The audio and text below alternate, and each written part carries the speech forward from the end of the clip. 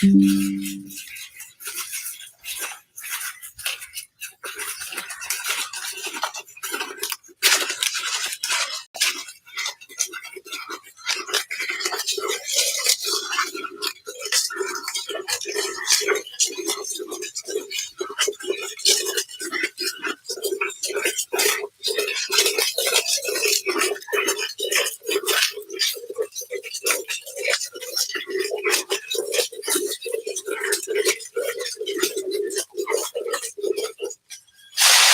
and welcome to Terry Talks Movies. Look at all that. Yeah, I found my old mouth coil, so I thought I'd start with a mouth coil. How is everybody? It's morning here. The sun is rising. I've got all of this paper all over my desk. And yeah, so live stream time. Let me just get rid of the last of this. Yeah, so I thought I'd do a live stream for Monday instead of doing the normal video. I was planning to do a video of a haul showing where I got the haul, but I'm saving that for Wednesday. So, yeah, so we've already got Notham's notebook in the chat. Everybody feel free to chat, ask questions, whatever you need to do. Super chats are also available. And I've got a big list of things I'm going to do today. A lot of movie stuff. There's a bit of movie news. There's plans for the channel. There's all sorts of things. The Mancave is actually getting cleaned up. You can't really see it from this angle very well, but I've got rid of about 5 boxes of stuff already. I'm going to take out some of the shelving units and put in other ones. Next time you see the Mancave, it's going to look a lot different in the background because I'm putting a lot of work in with that. And let's have a look here. So what's happening? I've got I'm talking a little bit about movie soundtracks. I've got a big pile of movie soundtracks down there on the shelves. So I'm going to talk about that. I'm going to talk about the plans for the channel, which are kind of cool. I've got like different tiers of plans. There's the ones I can do fairly easily, and then there's the mad plans. If the channel gets big, I've got mad plans for the channel, and it will just evolve as it does. Hi, Catherine. How are you doing?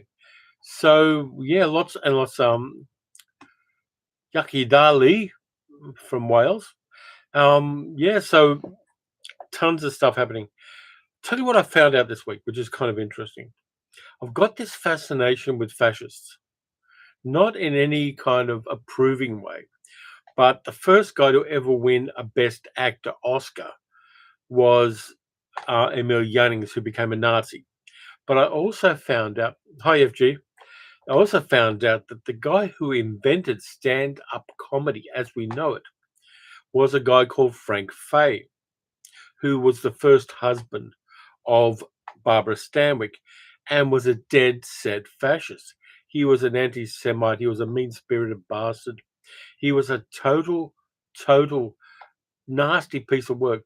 He did a rally in 1946 for fascists in Madison Square Gardens. It got 10,000 fascists after the war ended, and they were all commiserating on Hitler's demise. So stand-up comedy was invented by a fascist. You can look it up. It's a weird fact. Hi, Ross. Yeah, sorry to hear about my recent heart issue. I hope it's all up on the up now. Yeah, I'm on the mend. I've got medication. I've got to go see a couple of doctors. But for the most part, it's lifestyle changes, taking medication. We'll see where we go from here. But I'm feeling about 200% better than I was a week ago. It was Sunday night last week where I went to the emergency room and they hooked me up to all the things. And I've done a video about that, so I won't talk about it. Doing okay now, and I hope to do even better in future. Done a lot of walking lately, changed my diet. I'm cutting down on carbs, doing all of the good stuff, and we'll see how we go from there.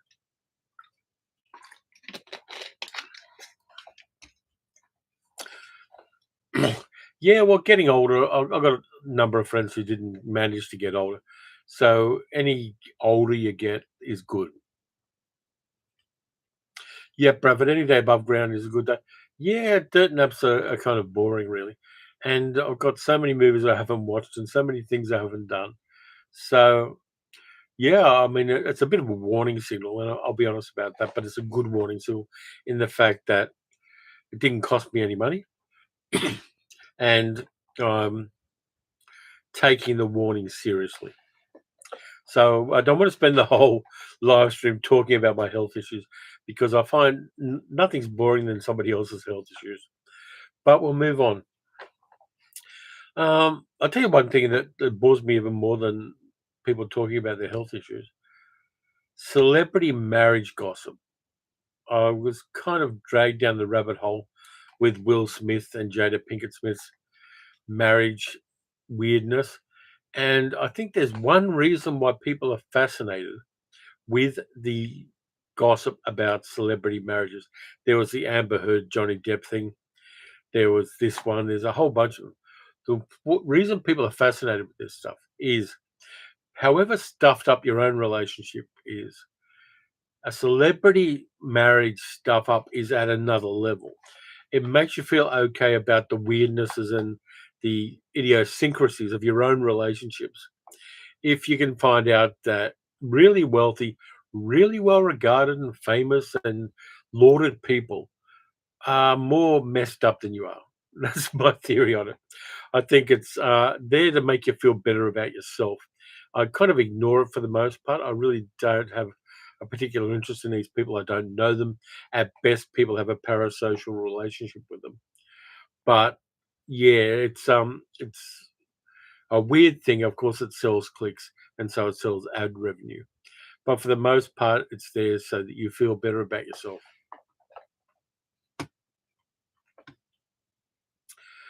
Let's have a look here. Bradford says,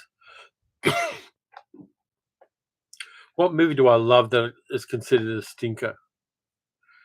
I like At Long Last Love, the movie Bogdanovich did with Burt Reynolds and Sybil Shepherd singing Cole Porter songs.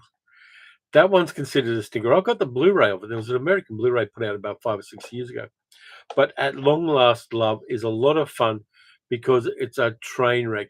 It is a shitstorm. They've got great Cole Porter songs. The supporting cast is good. John Hillerman's in there and Eileen Brennan, and both of them are fantastic in it. But it's like a screwball comedy from the 1930s, made in the 1970s, with two stars that were particularly gifted at singing or dancing. So yeah, Lee says commiserations about the referendum. Yeah, Indigenous Australia is looking at other means, and the government itself, which was in favour of the referendum, is looking at other means of handling this. And we're starting to have a bit of a national discussion about misinformation and the weaponization of hatred and racism in the country. There were still almost 7.5 million people who voted yes, and that's an important thing to remember. And there have been a lot of very eloquent responses to it from First Nations Australians, and I appreciate that a lot. Bradford Goodman says, "How do I feel about Xanadu? I went to Xanadu once a long time ago with my sister and a cousin. When it came out, I was in the drive-in, and I was bored, totally shitless by it. Xanadu is a piece of crap. It's the worst movie that Gene Kelly ever made." Okay, I sound really quiet. Is anybody else having problems with the sound? Because I'll get a mic if I need to. I'll kind of go off screen and hook up a mic. Is anybody else besides Ken having problems with the sound? And I'll wait for that to come through.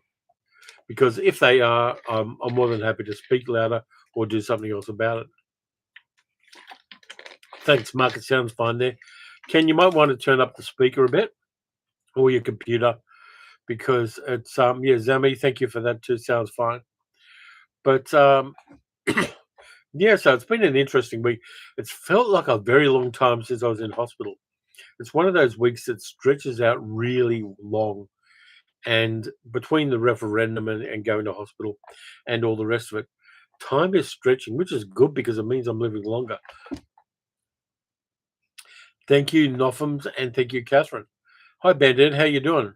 And Paul, thank you all for that. It's maybe something at your end, Ken. But I'm cleaning up the man cave is an interesting thing too because it's kind of like personal archaeology, and I found all sorts of weird and wonderful things. Like I'll get this here, and some of these things I'm keeping, some of them I'm getting rid of. But this one I like. It's a tin box with Aladdin and his wonderful lamp on it, and I really like this tin. It's shaped like a book, and I love it. It's 3 dimensional, and just finding things that I've forgotten about in the man cave, and there's still a lot to go. There's a lot of stuff here, but I found out all sorts of weird and wonderful things in the man cave, like the fact that I've got a copy of Never Say Never Again, the bastard child of James Bond movies. And I'm going to talk a bit more about James Bond in a moment. So I found a copy of that in the man cave. Then I found another one. And I found another one.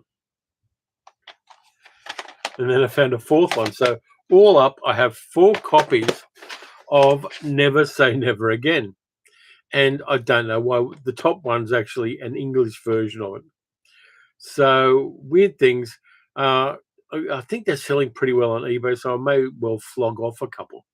But this is what I found in the man cave, amongst many, many other things.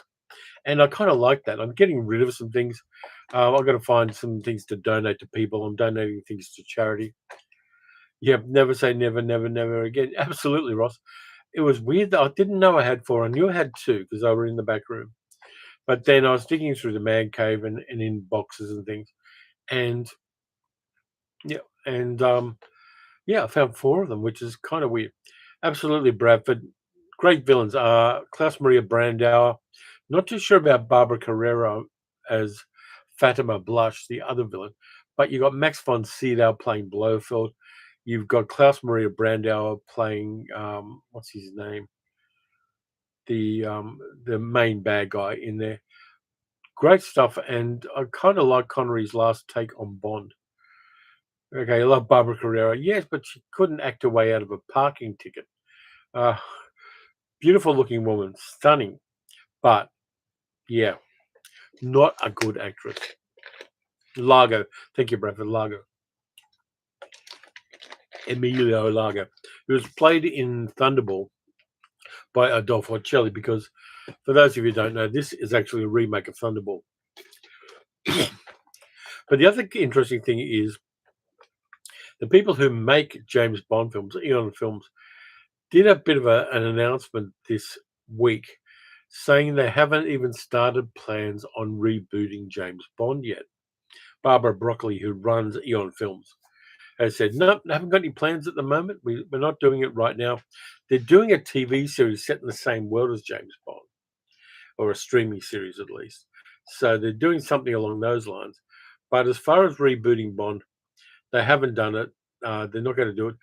There was talk of Matthew Vaughn, who did the Kingsman movies, directing a future Bond film, but that hasn't happened.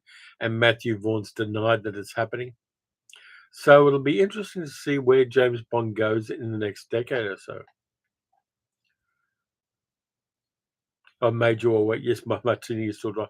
Yeah, that was Connery's line there. There's some really flawed bits in Never Say Never Again, like the inclusion of Rowan Atkinson, which is tonally really off. I get fascinated and infuriated by characters who come into movies and their tone and their delivery and the character themselves are totally off for the film itself. And Rowan Atkinson in Never Say Never Again is that. And I've got a cat meowing in the background because my moderator is not awake yet. So she may be awake, but she's not out of bed, but yeah, but she will be. But yeah, so Never Say Never Again, I like, even though it's got those aspects that I find very off-putting in a way. Love the locations as well. Beautiful locations in the south of France, shot really well. But and I really love the soundtrack. Michel Legrand did an interesting, very non-Eon Films soundtrack for Never Say Never Again. I've got a copy of it on CD, and it's got some beautiful, lush Michel Legrand music in it.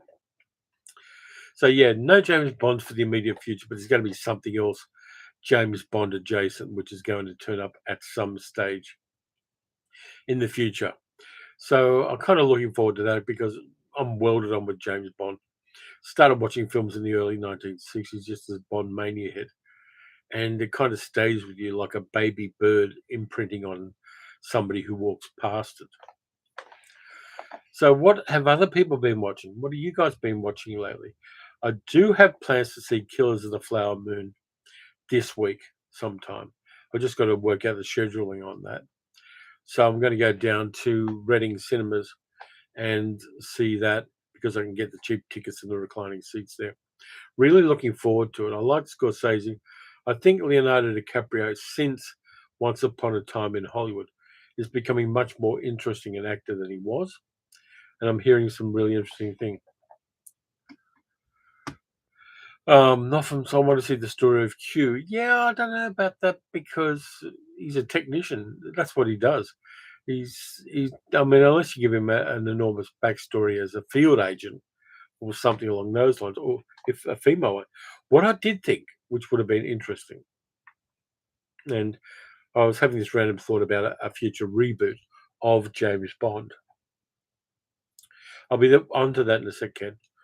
Yeah, is that if they reboot James Bond, the most wonderful and clickbaity and transgressive but appropriate thing they could do is make M, the character of M, get it played by Susie Eddie Izzard, who is trans, and make Susie Eddie Izzard M.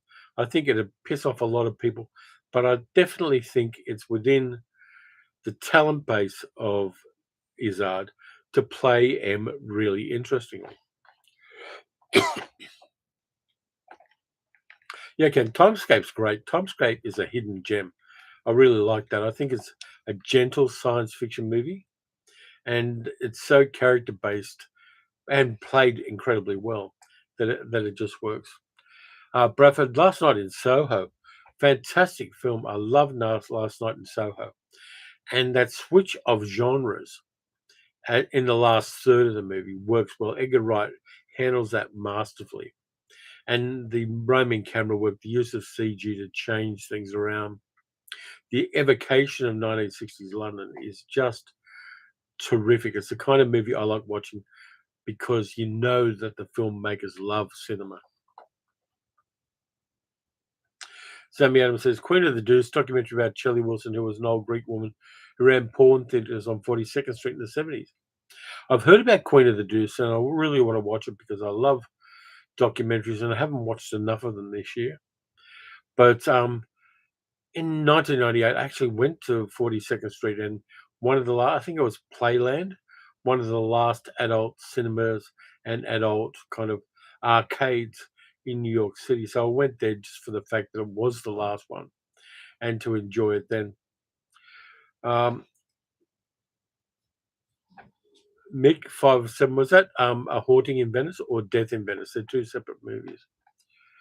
Ross says, I saw a great Carol Lombard movie called Nothing Sacred, which I thought was excellent. Watched Pink Narcissus last night. Fascinating style and use of colours, both good. And Zami's watched Fellini's Roma. Roma's one of the Fellinis I haven't seen yet, but I definitely want to see because I think it's Fellini's an interesting filmmaker. Every now and then I'll rewatch La Dolce Vita and Eight and a Half and just get involved in that kind of dance that Fellini did with Marcello Mastroianni. I really like that as well. But and also things like Yvette Lone and the early ones.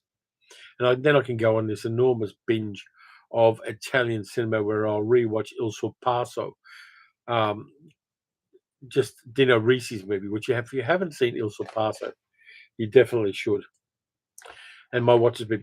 I did get a new watch. Hang on, let me just hold it up a little bit because when I was in hospital, my smartwatch wasn't showing the heart rate right. So I went online while I was in a hospital bed and bought a new smartwatch. Haven't seen Nothing Sacred, but I really should watch it. Pink Narcissus I saw a long time ago. Lee says Susie might be a bit busy. She's running as a Labor MP next election. Well, Glenda Jackson did, so why not? and she's definitely not a Tory. But yeah, I can see. I'm really looking forward to Susie Eddie Izzard's version of Dr. Jekyll and Mr. Hyde, which is being done by Hammer because Hammer's had another resurrection. And I am really up for new Hammer movies. I'd either get an Apple Watch. No, I don't do Apple. Apple's for babies. Apple's Fisher Price technology. I've got a Google Pixel smartphone and I've got a Google Pixel watch. It's a Pixel Watch too. Like the way they all integrate. Yeah, Mick, the Kenneth Branagh film. Yeah, I didn't mind that. I kind of liked it. I don't think it's the strongest of the three Branagh Poirot films, but it's definitely interesting and a good ensemble of actors, some of whom are quite well known, but a few of whom aren't. And I think all of them do really well with their characters. But let's see what I've got. Okay, what do you want to have next? Let's see what I've got. I've done the fascism thing. Do you want the soundtrack albums first, or do you want me to talk about the plans for the channel? So last watch has been in Onibaba and Casino. That's a wide range of stuff. That's definitely a wide range of things. Dean says, I'm still disturbed by Splice. Yeah, it's a disturbing movie, but it's a solid piece of science fiction. Hi, KN. Greetings from Ireland. Good to hear you're doing well. What did the doctor say about doing 24-hour movie marathons? What I'm going to do is I'm going to split the movie marathons in half. I'm going to do 12 hours one day, 12 hours the next. Not because I don't think I can do it, but because it works better within the schedule I've got for just my life. And if I do a 24-hour, it disrupts a whole week. And I don't want to disrupt a whole week if I can avoid it. Barry Murphy says, planning on seeing The Killers at the BFI next Sunday. Yeah, that's great. And that was a bit of foreshadowing. The Killers is great with Lee Marvin. And I like the fact that they foreshadowed American politics by making Ronald Reagan the villain. Hi, Middle Aged Geek Girl. Everyone give Middle Aged Geek Girl some love. She's here to moderate. She's got up and woken up. And if she wants to, there is a pod in the coffee machine if she wants to press a button and make herself a cup of coffee.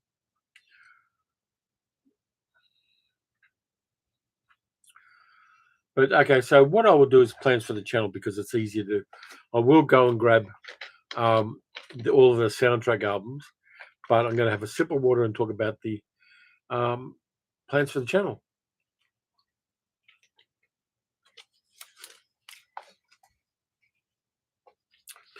Just going to crush a bottle here. And where's Luna? I think Luna's outside. Luna wanders in and out in the morning, so she'd go outside, then bash on the back door to be let in. We don't really have a back door that lends itself to a cat door.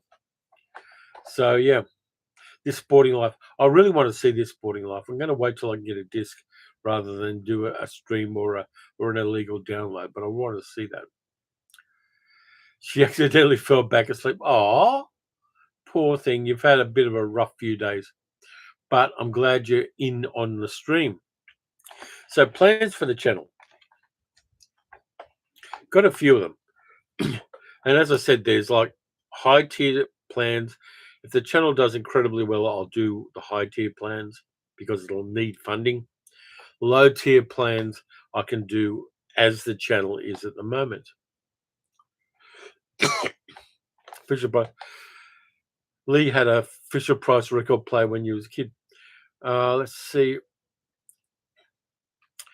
Glitter Master of Araka says, just a reminder for next year that A Boy and His Dog takes place in 2024. Yeah, so let's turn everything into a mud pile and live underground with Jason Robards. Yeah, so here's the plans for the channel. Low level, I'm going to start reviewing cinemas. So the first one I'm going to do is my Reading cinema, the one I really like going to over at Altona. And I'll review the cinema. I'll sneak in a GoPro or something and do a bit of a film getting into the cinema. Then after I've done that, I'll go out to the car and I'll review the movie I see in the cinema. And I can do that with a whole bunch of cinemas in Melbourne. The Sun Cinema in Yarraville is a beautiful old cinema. I can do the Astor in St Kilda, which is a beautiful. It's the only single screen old school 1920 cinema left in Melbourne, and I can also do some multiplexes and just do the pros and cons of them while still reviewing a movie in each one of them. It won't be something I'll do every week, but it's something I'll do as a regular part of the channel, and it's something that's quite achievable. Sorry, my throat gets a bit rough talking all the time. The big plan, just say the channel goes mad, right? 100,000 subscribers, shit ton of views. The plan is this, and it's mad. Let me know what you think about this, because I really want to get feedback on this one. There are some cheap flights around Australia at the moment. There have been a couple of budget airlines that have opened up in Australia, going to some unusual places.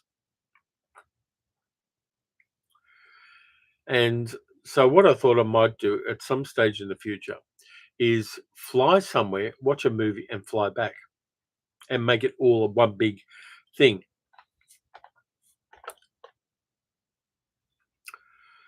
But let me know what you think of that one, because I'm kind of interested. I may be able to do it, but sometimes I might have to stay overnight, which increases the cost of it, and the budget's just not there at the moment. But it's good to have long term plans. If they don't eventuate, fine. If they do eventuate, even finer.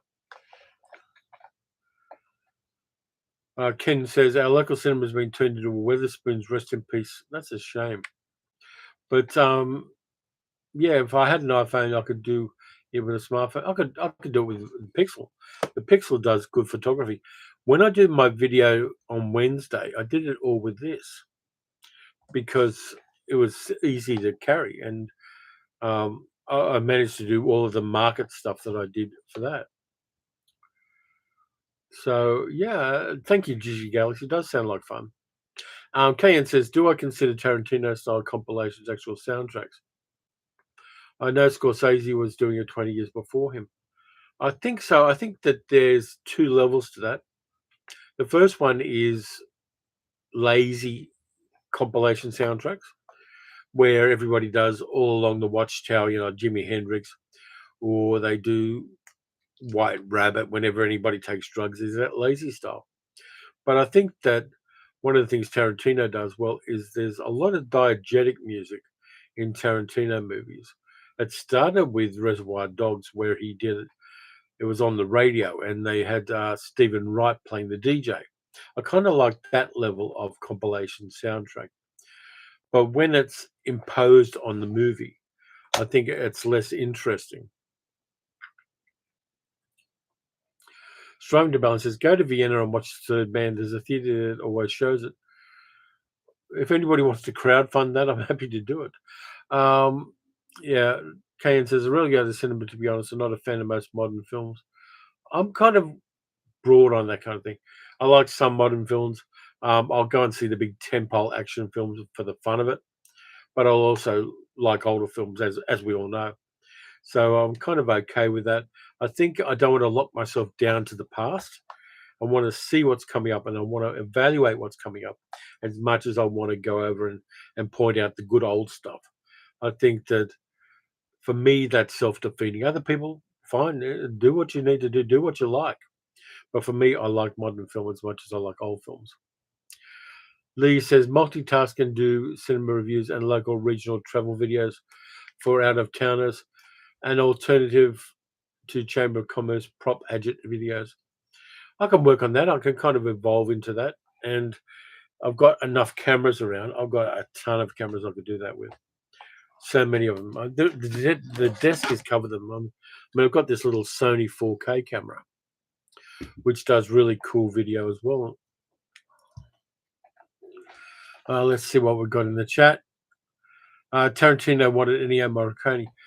Tarantino got Ennio Morricone to do the soundtrack for The Hateful Eight, and it's one of the great last Morricone soundtracks. Edgar Wright's The World's End is one of your favorite compilation soundtracks, Striving to Balance. Yeah, Edgar Wright knows what he's doing, and he's done that ever since Space, the TV series he did with Simon Pegg and Jessica Stevens. There was a lot of really good needle drops in that as well. Bradford Dillman says, today's my 56th day on Earth. If you say happy birthday, I'll forgive you. 56th day or 56th year? I'll give you a crack about Canada. Happy birthday, Bradford. I hope you have a lot more of them. Hope you get all the stuff you want. Have a terrific day. Risky Business is one of the most amazing compilations and score soundtracks.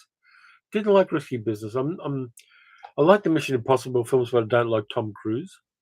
I think that there's something deeply eerie about that man.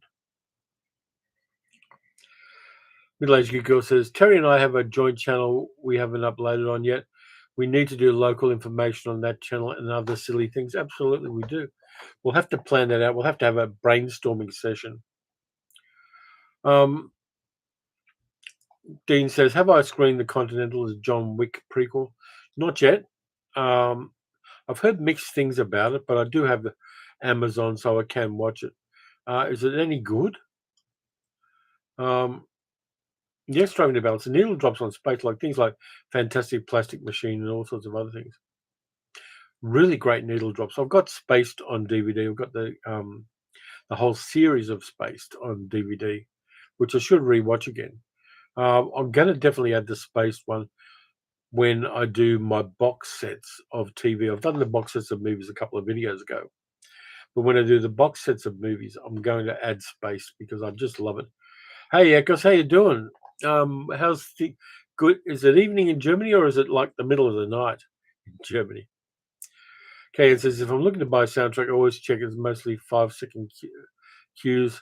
It's not very enjoyable to listen to. Yeah, it's weird with soundtracks. I'm glad to hear it, Echoes. Yeah, so what I will do is I'll sit back for a moment and grab all of the soundtrack albums, which are here.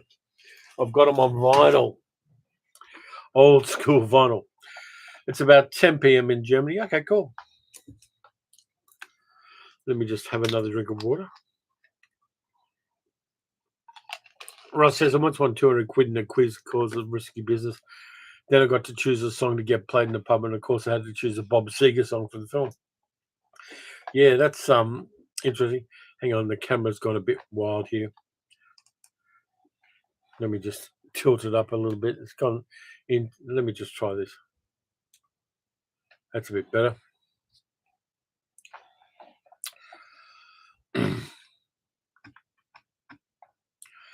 Let's see. Spoiler alert, Mel Gibson gets his well-deserved ending in The Continental. Yeah, that's good.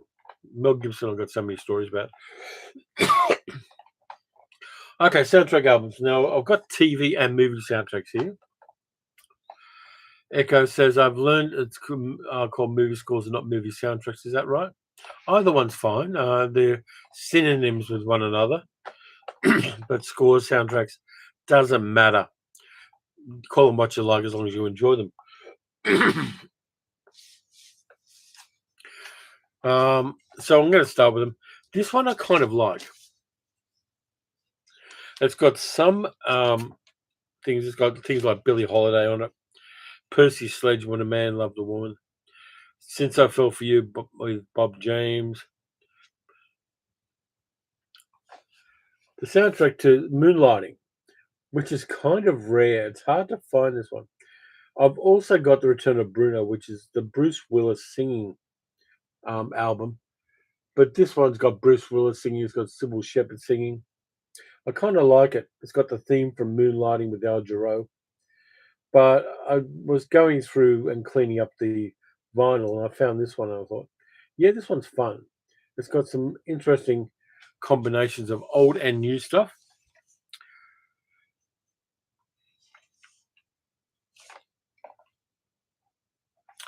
And yeah, there's a back of it with the whole ensemble in it. And yeah, it's a nice needle drop, this one. So I'm going to drop these on the floor because putting them back in the pile is going to be difficult. Top 5 original movie soundtracks. Hold that thought, Dean. Ask me again about 10 minutes after I get through this stuff. Okay, it says last 2 soundtracks I bought were for Satan Slaves and Virgin Witch. Upgrading the Virgin Witch DVD to Blu-ray. Yeah, I've got the Blu-ray of Virgin Witch, which also has the novelization of the movie, which was made as part of the box set. It's quite a nice one, that. Meadorsville says, I like Midnight in the first season, then it lost steam. Yeah. A lot of those, they were like doing 22 episodes a year.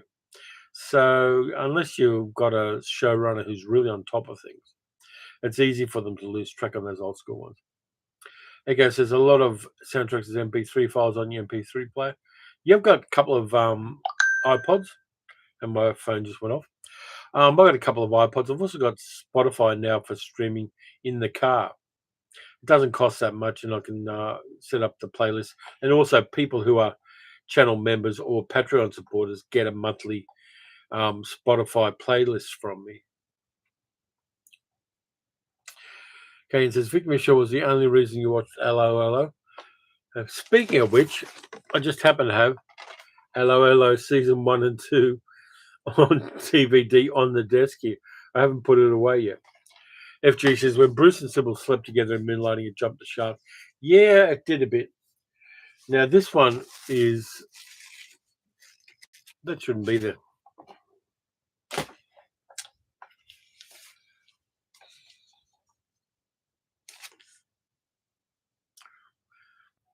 This one's an interesting one. It's a movie that I haven't seen. It says, I like the way Jerry Goldsmith more than John Williams. Yeah, I can see that. I can understand. This is the soundtrack to... who did the soundtrack? Stanley Myers. To a movie of James Joyce's Ulysses, which I haven't listened to yet, but I want to. It stars Milo O'Shea, Barbara Jefford, Maurice Roves, T.P. McKenna, lots of good Irish actors. And I'm kind of looking forward to seeing that one. There's the back with all of the people on it. I've just got to see whether it's in its frame. But yeah, I picked this one up on spec. And I want to listen to the soundtrack. And I want to see the movie as well. Let's go back to chat. Ross says, love Spotify. I've discovered so much great music thanks to that service. Yeah, their algorithm seems to really zoom in on your tastes in music better than a lot of other things like streaming services. Spotify's algorithm is really, really sharp. Bernard Herrmann's Mysterious Islands of Favour, Mick. Star Trek The Motion Picture echoes. Yeah, I think it's repetitive, but I think it's good. Hi, Thresh Bondo. How you doing? You caught the live stream. Terrific. Glad you did. This one's kind of movie adjacent. And I haven't played it yet. It's 3 stories about Star Trek on disc. I don't know whether the original actors are in there, but it's there. And it's got the stories on the back with some very dodgy art. So I've kind of got that. I don't know any of the stories, but I think they may be radio adaptations of Star Trek.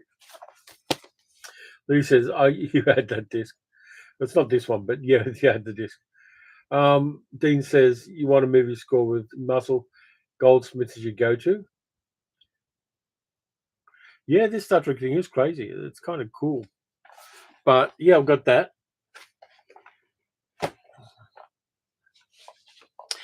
Now, here's a deep cut TV soundtrack from the early 1960s. I'm getting a lot of dust for these records. I really should take care of things better.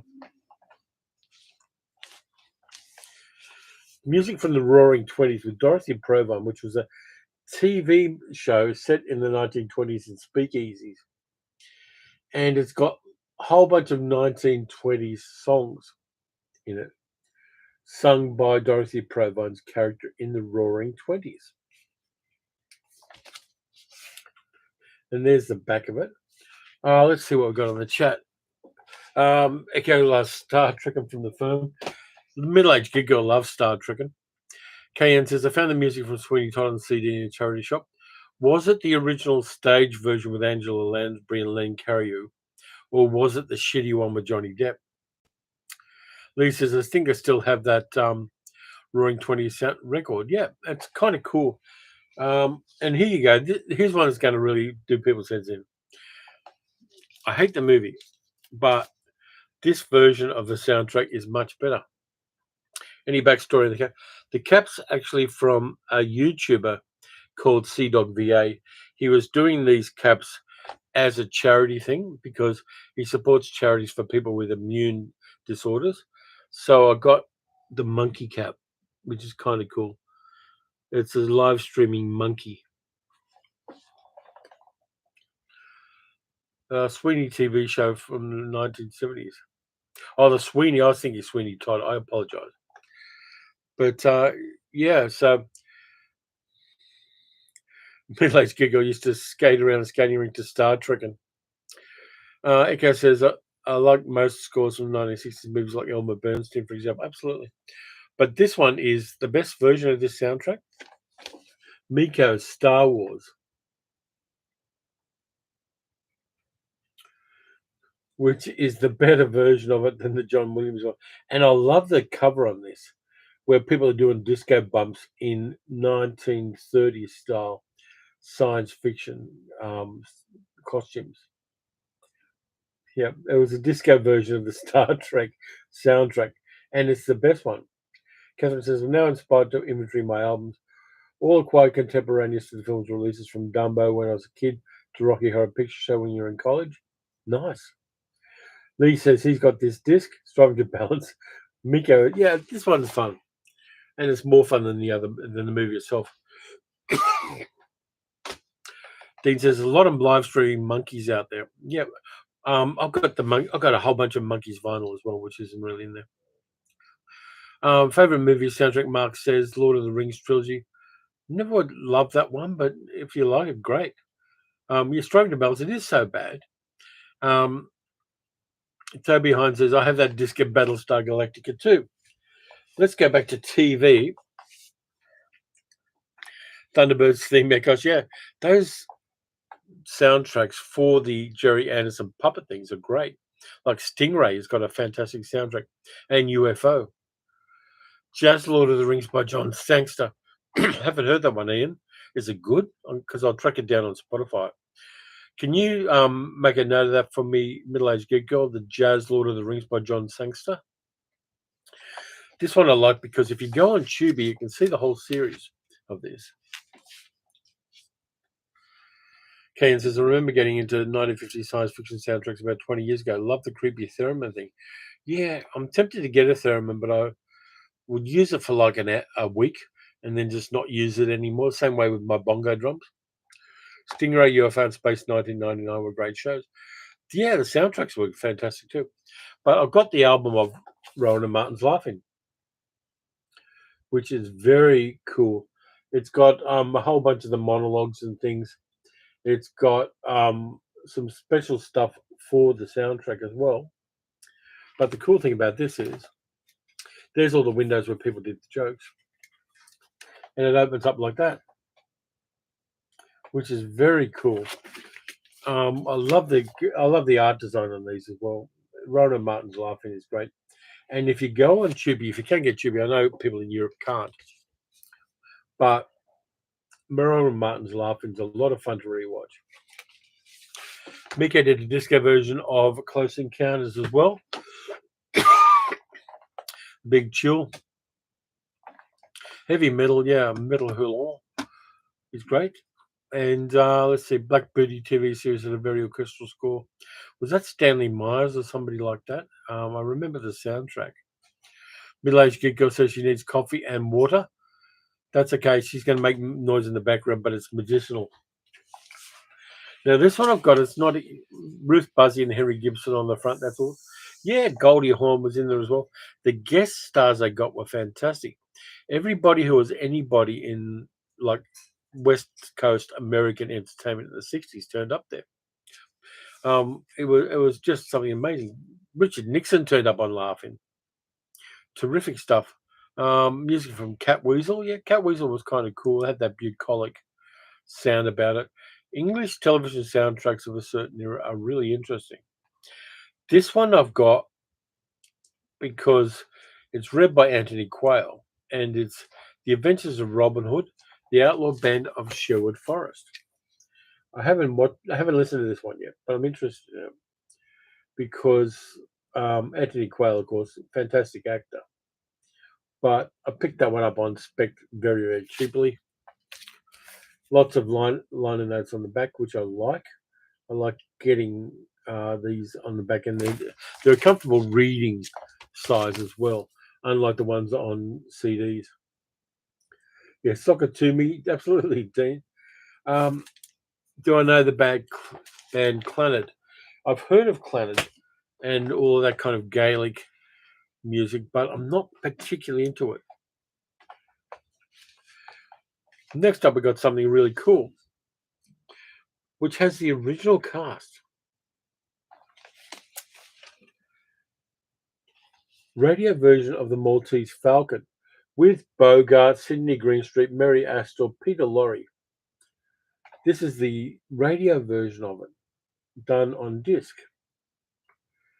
And it's really interesting because they've got an announcer and things like that. And there's Bogart with the Maltese Falcon. Clannad made music for a Robin Hood TV show in the 90s. Yeah, I can see that. That's kind of the apt thing. But I love having Maltese Falcon on vinyl because it's the Maltese Falcon. And this one, when did it come out? 1978. So I've tried to keep it as pristine as possible, though unfortunately, as often happens, the slipcover is going. Mix says Rocketeer by James Horner and Searching for Bobby Fischer, also by Horner. Not that in love with James Horner. I think in a bit of nominative determinism, he uses too much brass in his soundtracks. Hope a second, have another drink. Is my vast collection insured and archived? The DVDs and Blu-rays are getting archived. Getting like collated. Yeah, but I've got household insurance and things like that. Were you thinking of burning it down and splitting the money with me? I mean, please don't. But yeah, we've got insurance covering thing. This one I picked up a real long time ago.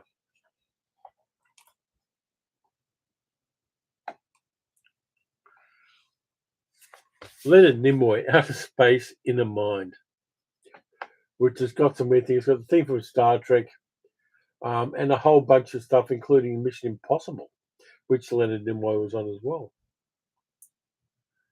And a whole bunch of, it's a four-sided one, so there's like 2 discs. Not too much on the inside. It's got a big slipcover, but that's what it's like on the inside. With lots of information on it. And on the back, it's like that. No, I'm not doing a fire sale. Modern sound direct music is not very hummable. Yeah, but I think there's some interesting stuff coming out in modern soundtracks. And there are a lot of people doing some interesting work as well. Do I have a favorite TV theme? Yeah, I've got a lot of them. I mean, I like Have Gun Will Travel. I like Maverick. I like a lot of those old Western things that Warner Brothers did in the 1960s. And all of the things like Surfside 6 and stuff like that.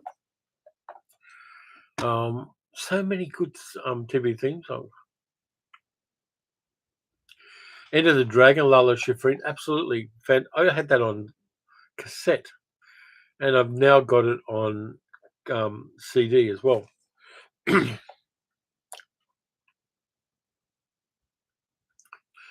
Yep. Hit the like button if you haven't done already. And also, super chats are available with that little $ down the bottom. Echo says, I had a few score records when I was younger, like Star Trek, James Bond, and many others. Mike Post TV hits. Yeah, Mike Post did some interesting stuff. It Takes a Thief. Yeah, Earl Hagen's theme from It Takes a Thief is fantastic. I've got It Takes a Thief on DVD, the whole box set. Could Nimoy murder a song like Shatner? I don't think either of them were particularly gifted singers, I'll be honest with you. You can look up on YouTube after this video, him sing, Leonard Nimoy singing the song of Bilbo Baggins on YouTube. It's bad. This album I like, even though it's not directly movie related. Elsa Lanchester's Songs for a Smoke-Filled Room, where she sings old music hall songs. And the interesting thing about this is that um, there are some liner notes from Charles Lawson, and there's a back of it. Okay, I'm going to check that one out for you, Dean, whether it's Dave Grusin.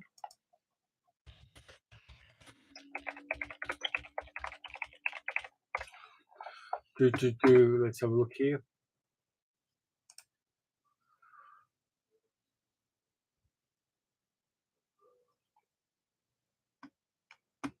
And that was no help at all. Let's try it again.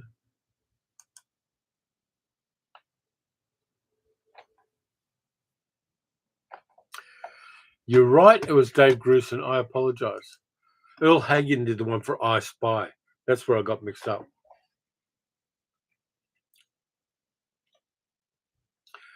Ross says, I actually like Shatner's music. I don't. I do have an album of his on CD somewhere. Nimoy also butchered Joni Mitchell's Both Sides Now. Yeah, well, a lot of people did. There are so many bad versions of Joni Mitchell songs out there. Like Big Yellow Taxi gets some really weird ones. But yeah, I like the Elsa Lanchester album. It's like old music hall songs. And it's a lot of fun. Echo says, I even had the music from The Empire Strikes Back on record. Everybody did. There's tons of Star Wars soundtracks out there. The big John Williams one. This one should be in everyone's collection. Rocky Horror Picture Show. I've also got the soundtrack to the sequel, Shock Treatment, which is really, really good. But yeah, there's an original vinyl of the Rocky Horror Picture Show. Lots of good stuff on the back. It's a solid soundtrack, Richard O'Brien stuff. Yeah, let's do the Time Warp again. Absolutely. And that one's an essential, really. Yeah, the Elsa Lanchester cover I like a lot. It's a beautiful piece of artwork. That's the nice thing about some old soundtracks. The artwork for the albums is really great. They got a lot of good illustrators to do them.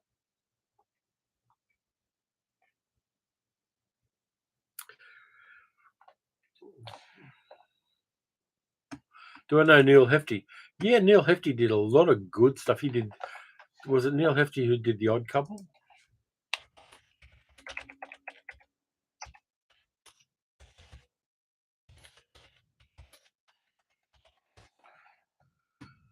Yep, definitely Neil Hefti. I like it. I like it a lot. Neil Hefti did some great stuff. Lee Lavery says, just checking out Elsa Lanchester now. It's great. This one's a bit ordinary, but it's got Marnie Nixon in it. Bradford Dorman says, first album I ever bought was The Empire Strikes Back in 1980 on 8-track. Kind of cool. Neil Hefti did Batman and Duel at Diablo. Duel at Diablo soundtrack, the Neil Hefti soundtrack to that. It's a James Garner Western with Sidney Poitier. Is really good. It's got a beautiful beat to it. Yeah, Neil Hefti soundtrack for that is great. And Harlow. I've got Harlow in a compilation 3-disc set of Carol Baker movies. I really should watch that. My Fair Lady. Got to have that in there as well. Classic one. Marnie Nixon singing for Audrey Hepburn. And this one's in quite good nick as well. It's not a worn down copy of this. And again, you've got that kind of cover art, which is beautiful 1960s style illustrations, which people don't do anymore. And some of these, what I should do is go down to IKEA, and they've got slip covers that you can just hang on your wall and slip an album into. And I really should do that and change the albums around because they do make good artworks as much as they are music. And I like that one. Okay, says my fair lady is good to learn better English. Yeah, well, you've got Rex Harrison talking his way through all the songs, so that's got to help you. But yeah, that one I just like for the cover art as much as anything else. It's a beautiful piece of artwork.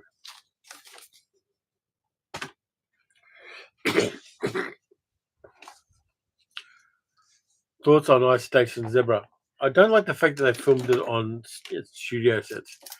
Those studio sets really take away from it. And John Sturgis, the director, was the expert at landscapes, and so they film Ice Station Zebra on a soundstage. Just doesn't work. First CD Ross bought was Mr. Blobby from 1993, and you're still haunted by that choice. As long as your taste got better, mate, don't let it worry you. This is one of the worst movies I've ever seen. Like a high studio film, not like a piece of shit Tommy Wiseau level movie. Lost Horizon. Burt Bacharach and Hal David making a musical version of Lost Horizon with Peter Finch, Bobby Vans in it, Liv Ullmann. Yeah, it's a interestingly bad album, but the locations were great. And I've got the big gatefold album of it with all of the stars in there. George Kennedy's in there, Olivia Hussey, all the rest of them. I like it because it's bad.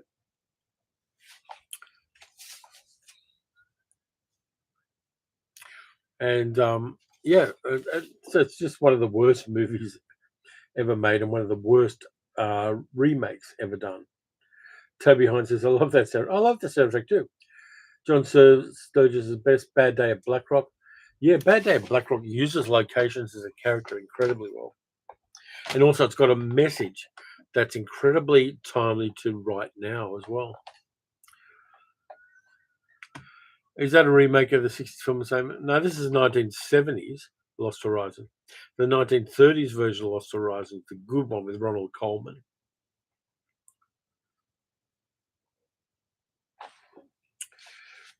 This one I've got, let's see who did it. Alfred Newman.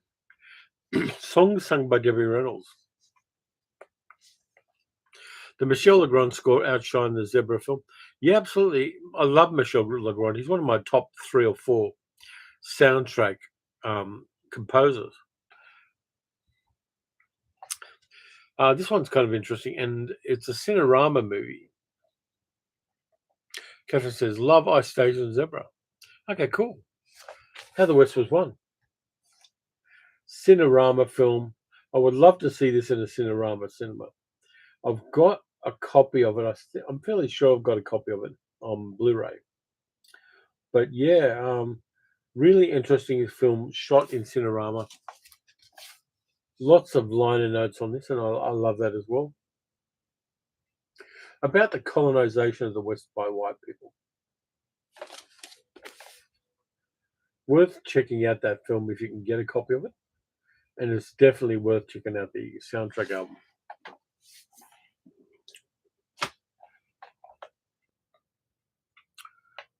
Yeah, Alfred Newman made his masterpiece with How the West Was Won. Absolutely. This one I'm only going to show briefly because I like the soundtrack, but the movie itself, you know, the Jolson Story soundtrack. Yeah, it's got blackface on it. It's got Al Jolson singing in it. There's the back of it. That's all you get into that. I did a whole video about getting the laser disc of the Jolson Story and Jolson Sings Again, and how I'm keeping it because I don't want anybody else to have it. Was the Lost Horizon musical worse than Paint Your Wagon? Yeah, Paint Your Wagon had Lee Marvin. It also had Clint Eastwood singing, but it had Lee Marvin. And also half personal singing they call the Win Mariah. That it makes Paint Your Wagon better than Lost Horizon just in that. What about the music from silent films? Yeah, the weird thing about the music from silent films is, unless you know the movie really well, a lot of the music was very kind of tinkly piano stuff. There wasn't a lot of good silent film soundtracks. There were a lot that were done later, before silent films, but at the time, no. Murdersville says, is that the one where Debbie Reynolds gets the hot for Jimmy Stewart? I think it is. How the West Was Won. It has a lot of actors in it. It's got things like Carl Malden playing a Mormon or an Amish guy or something. Echo says, I like Wandering Star very much, the song. Yeah, Wandering Star was a big hit on the charts here in Australia. And everybody learned the lyrics to Wandering Star. What we got next? This one's a classic. Original songs by Paul Williams. Phantom of the Paradise. Great pop soundtrack done in the style of a whole bunch of different things.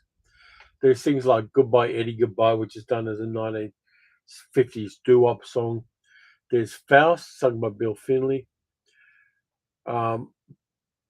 The Somebody Super Like You, Life at Last, Old Souls, Upholstery by the Juicy Fruits.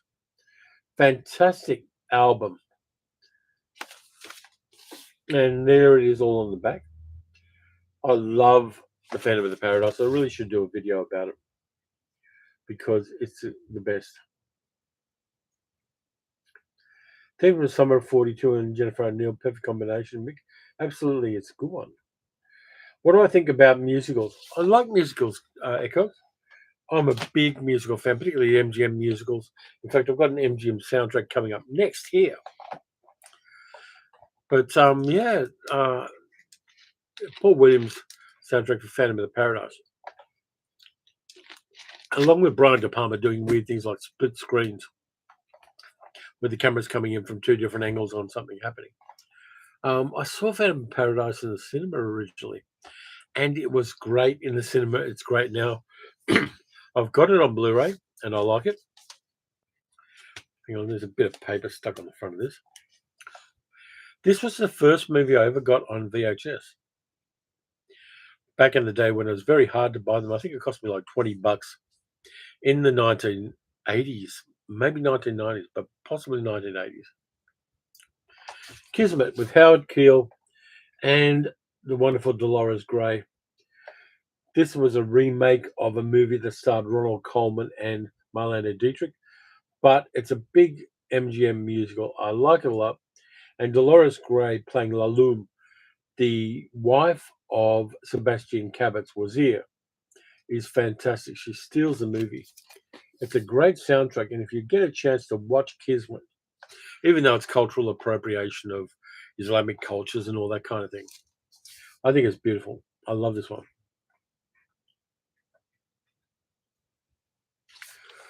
Echo says, Xanadu made not much money in the box office, but the music was a worldwide huge hit. Yeah, it was. I know middle-aged geek girl likes the soundtrack to Xanadu, but I don't. Let's see. But yeah, musicals are great. This one I should do a video about this movie.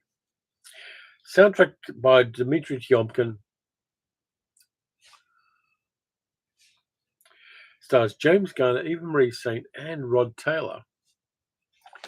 36 Hours, based on a story by Roald Dahl. Now, this one is a really interesting film. Mick507 says, Korngold's Robin Hood was awesome. Absolutely. The Eric Wolfgang Korngold soundtrack to The Adventures of Robin Hood with Errol Flynn is gold standard. It's just fantastic. But I like this movie, and I really should do a video about it. It was weird because it's a 1960s widescreen action film that unfortunately was shot in black and white. And I think it should have been shot in color.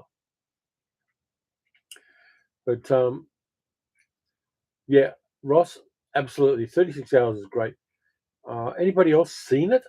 Because I really want to do a video about that. I don't have a copy of the movie, but I'm sure I can source one.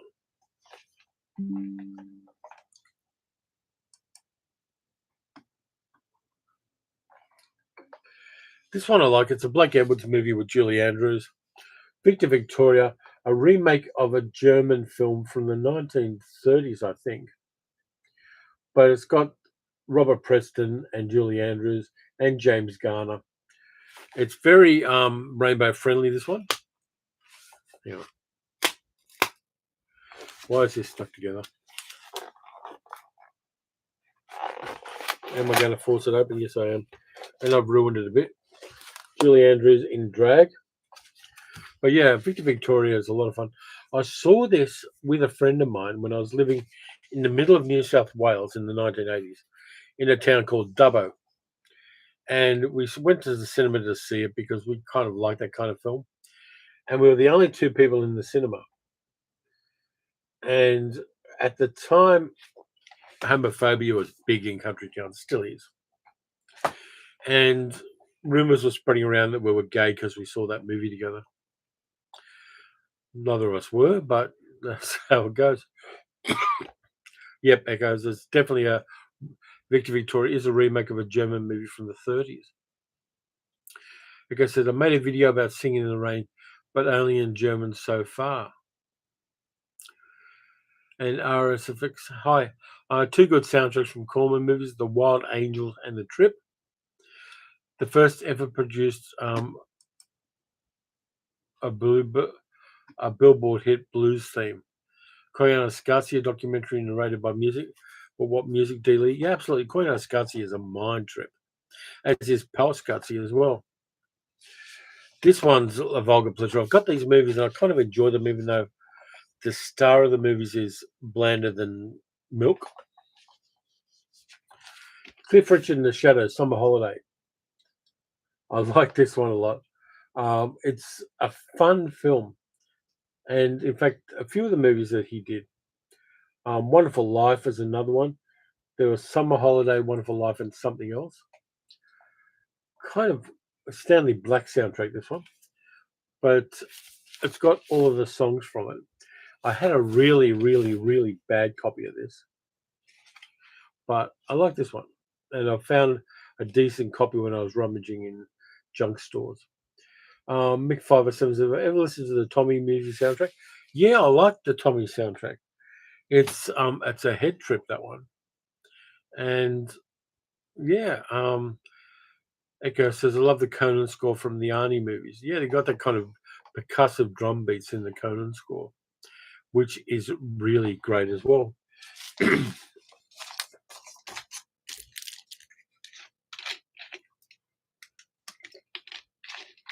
Yeah, of course, Conan movie being a John Milius movie is going to have a muscular soundtrack to it. This one I picked up in Haight-Ashbury in San Francisco in 1998. A weird original soundtrack album I got for $3.97. Don't know why it was that price. Road to Hong Kong. Bing Crosby, Bob Hope, Joan Collins. But I got the soundtrack album, which is really odd, but I picked it up for no good reason. A lot of kind of racist artwork on there. Does it have a fold out? I'll take it out of the thing. Does it have a fold out or not? But yeah, it's got. I don't know what that says in Chinese. I should put it through Google Translate. But yeah.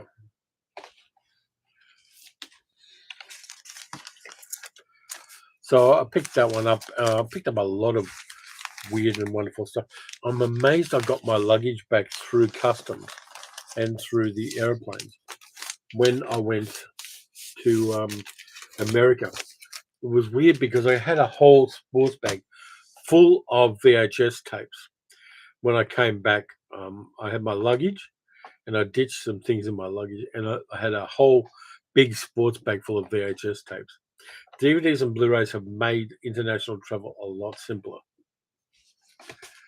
This is a nice soundtrack by Maurice Shah.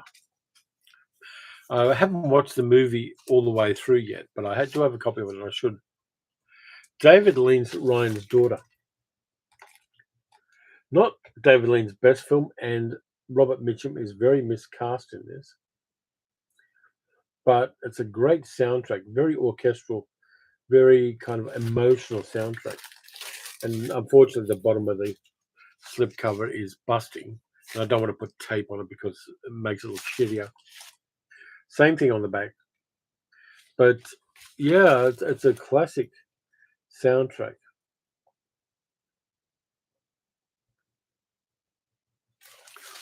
And very lush.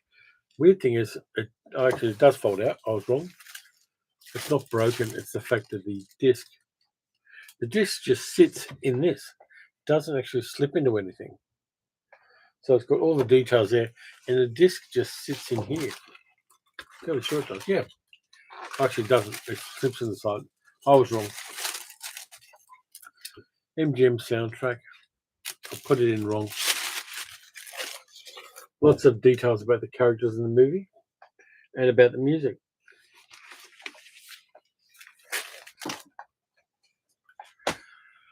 Ross says it's one of David Lean's most underrated films. I really have to watch it again. I think it's one of those films I'm going to have to sit down and do. I do have it on DVD, not Blu-ray. This one is one of the best soundtracks of a movie ever. Bernard Tavernier's Round Midnight. The soundtrack to that is Herbie Hancock's soundtrack. One of the best jazz soundtracks in any movie at all. But Bertrand Tavernier did it. Really great jazz soundtrack. Echo says, my music tastes go mostly from the 40s to the early 2000s. I'm trying to embrace more modern music these days, but it's sometimes a little bit difficult. Toby Hines says, I really miss the dollar stores of the 1970s, dollar record stores. Yeah, I remember that Gould's Book Arcade was in the middle of Sydney in George Street back in the 1970s, and they were flogging off lots and lots and lots of the Superfly soundtrack for $1 each because they obviously got a shipping container full of the soundtracks. And so Superfly soundtrack was going for $1 each. The wonderful full-on Superfly soundtrack. It goes, swing is also timeless to me. Absolutely. But Superfly is one of my favorite soundtracks ever. I really like that one a lot. Speaking of which, we've mentioned this one already. And this is a nice callback. It cost me $6, $5.95 when I got it. Paint Your Wagon. Lee Marvin, Clint Eastwood, Gene Seberg, Harv Presnell. I've got the soundtrack album to it. Does it have a fold out? Yeah, it does, with some interesting sketches in there as well. But yeah, I've got the soundtrack to Paint Your Wagon, which is very cool. And between Wandering Star and They Call the Wind Mariah, this one's worth it. There used to be a lot of these around secondhand shops here in Australia. Middle-aged geek girls, is it possible for you to let Luna in before she breaks the back door down?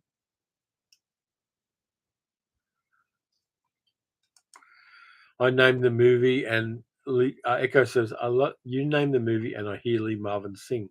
Yeah, Lee Marvin really sold that song by putting the emotion into it, even though he wasn't a singer in any way.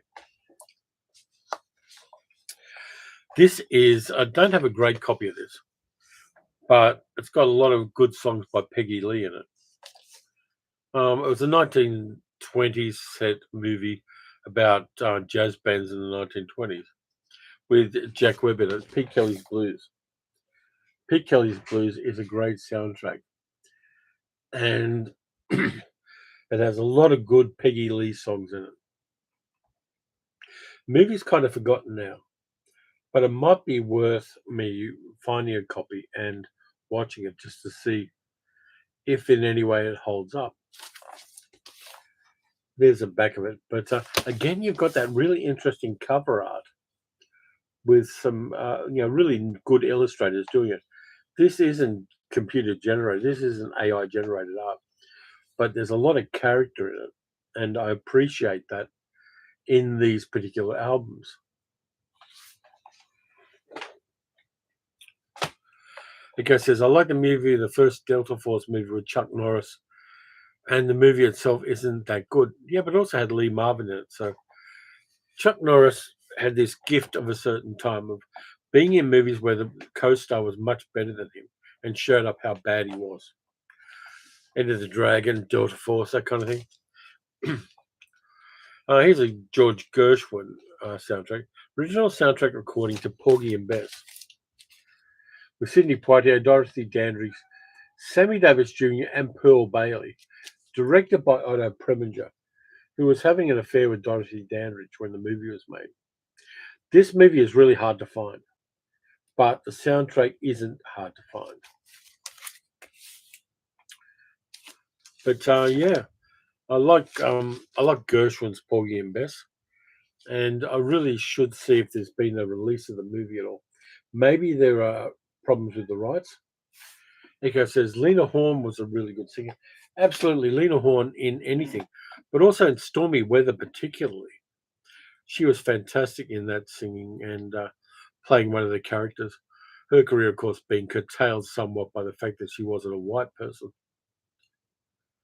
Is there anyone Preminger wasn't having an affair with? George Nader and Rock Hudson, as far as I know.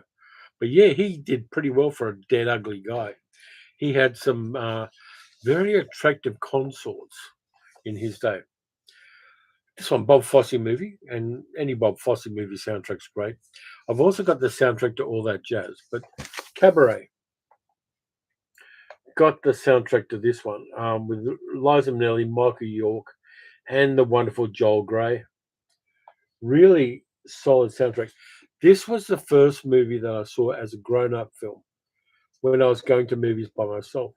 And I saw Cabaret, and Tomorrow Belongs to Me came on the screen, and I was blown away thinking, I've got to see more films that aren't just exploitation films and aren't just films for kids. I've got to see more films like this.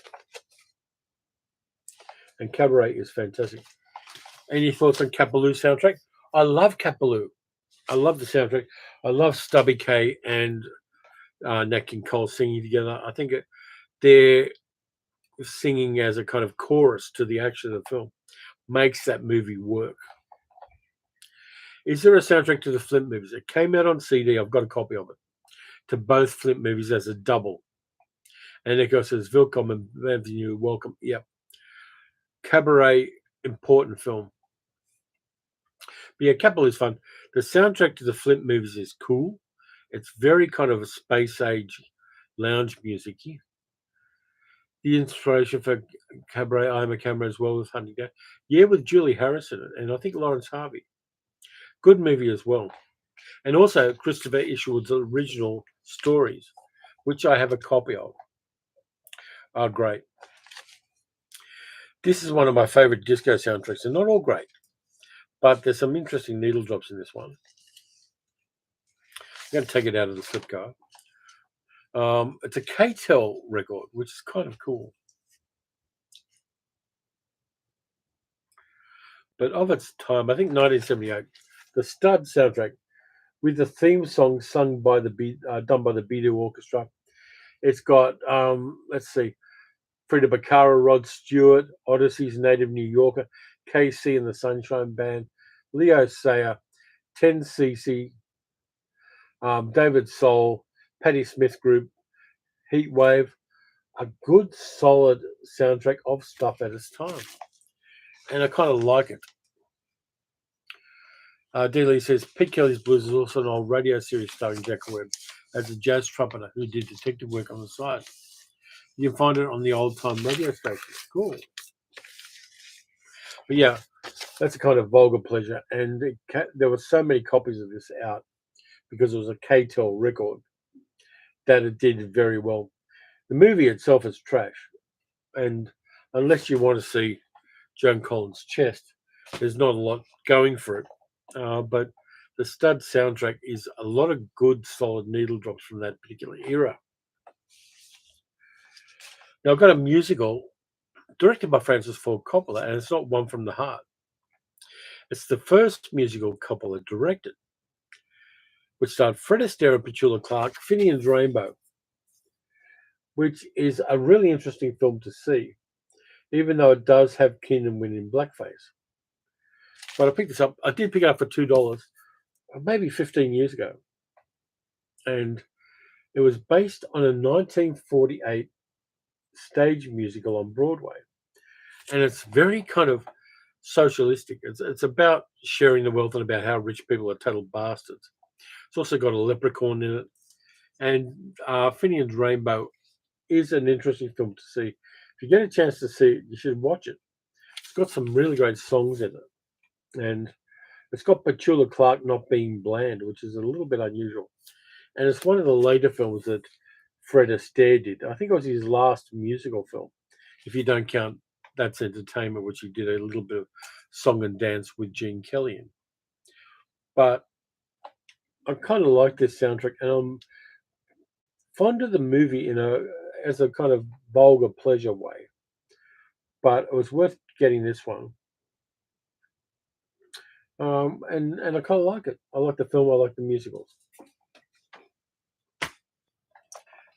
Speaking of Bob Fosse, all that jazz, good needle drop soundtrack to this one. And again, unfortunately, the covers are not doing well. But it's got like George Benson doing on Broadway. It's got Take Off With Us, that great airline themed song with Sandal Bergman. It's got Everything Old Is New Again, Peter Allen. And it's got Bye Bye Love with Ben Vereen and Roy Scheider. Really good soundtrack. There are a few tracks which were written for the movie itself. But again, you've also got lots of photos from the movie on the back. All That Jazz is a great film. It's one of Fosse's most interesting movies and totally worth checking out.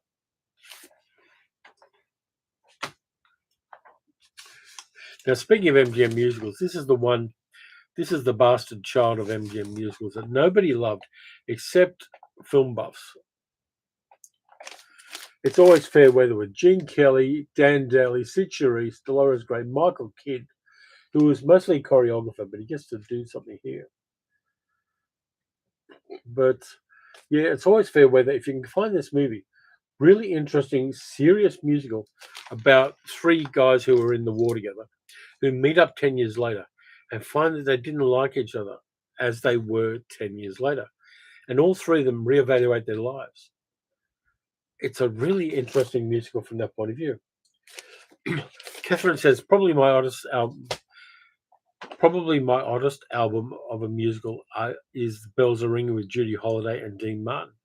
Great album. I like the musical as well. It's a really fun one. That band, it says, even House Fosse's non-musical Star 80 and Lenny are worth catching up with. I've got the soundtrack album to Lenny, which has got a lot of Dustin Hoffman doing Lenny Bruce's shtick, but it's kind of cool. Who made the music for the Matt Helm films? I think there may have been different composers. Might have been Hugo Montenegro on some of them. But yeah, interesting stuff. Well, I'm going to take a bathroom break, guys, so I'm going to be away for about a minute or so. I will be back. So hold that thought. Keep the chat going. Let me know what you think.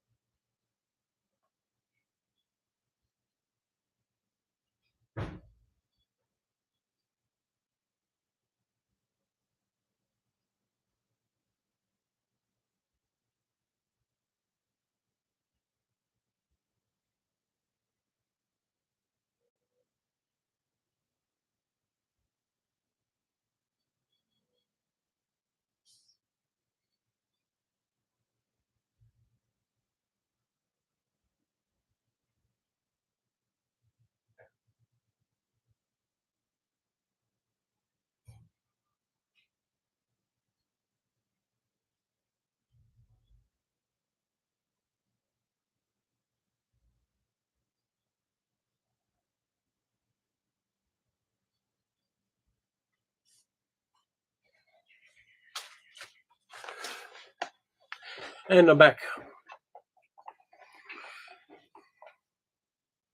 Yeah, Middle-aged geek girl's still here. Love the drawers. Yeah, the drawers are great. I store so much stuff in them. I got about 3 sets of those drawers. But again, Cole Porter soundtrack, High Society, Bing Crosby, Frank Sinatra, um, Celeste Holm, John Lund, Grace Kelly. Fantastic Cole Porter soundtrack. Really good stuff. I love this one. Echo says, have you ever heard about the composer Riz Ortolani? Yeah, I've got a couple of Riz Ortolani soundtracks somewhere.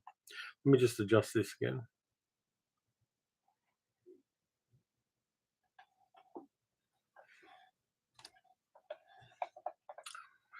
Yeah, I like Riz Ortolani. I also like Piero Piccione. Some great Italian soundtrack people, apart from Morricone. But yeah, Ortolani's done some good stuff. Mick 507, do I own any Disney soundtracks? Not that big on Disney, unfortunately. A lot of them are kind of bland and very controlled. But I do know some people who like Disney soundtracks and collect them, but they're not my jam, really. This one, Mikis Theodorakis. Do I have the soundtracks of the movie Old Shatterhand? Says Ecos. No, unfortunately, they're hard to find here in Australia. The soundtracks for those old German westerns, unfortunately. Any foreign movies are coming to them, like Zuzu, Lachmo Drom, or Leningrad Cowboys Go American. Yeah. Not at the moment. I've kind of stopped collecting soundtrack albums because I'm concentrating on collecting the movies themselves. Occasionally, I did get there's things like I fell in love with Il Sorpasso, the Dino Risi Italian movie, and I got the soundtrack album to that because I wanted it. So I'm kind of going that. Really like the movie. Hey, it's got a good soundtrack. I'll try to find it on CD. Get a not expensive version of the soundtrack on CD from Amazon or eBay. eBay's good for soundtracks. Echo says Ortolani did the score for Old Shatterhand. Cool. Murdersville says, do I have any John Barry soundtracks? Did some killer work even with his contributions to the Bond film. I've got a couple of soundtrack compilations by John Barry in the shelves back there, including one where he does From Russia with Love and a couple of his other soundtracks on them. But yeah, John Barry I like, though I hate the soundtrack to Black Hole because it's so repetitive. He did the soundtrack to Disney's The Black Hole. Good soundtrack. I mean, the motif he gave to the Black Hole itself is fantastic. But the whoever mixed it and whoever put it in studio repeated and repeated that motif so many times.